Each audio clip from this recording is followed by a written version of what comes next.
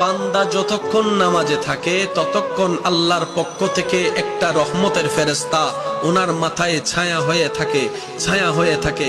বান্দা যখন কিয়ামে থাকে তখন তার জন্য আল্লাহর কাছে দোয়া করে, যখন রুকুতে যায় তখন তার জন্য আল্লাহর কাছে দোয়া করে, যখন বান্দা বলে সামি আল্লাহু লিমান হামিদা তখন রব্বানা লাকাল হামদ বলার সাথে সাথে ফেরেশতা বলে মওলা তোমার প্রশংসা করছে তোমার বান্দা, তুমি একটু কবুল করে নাও।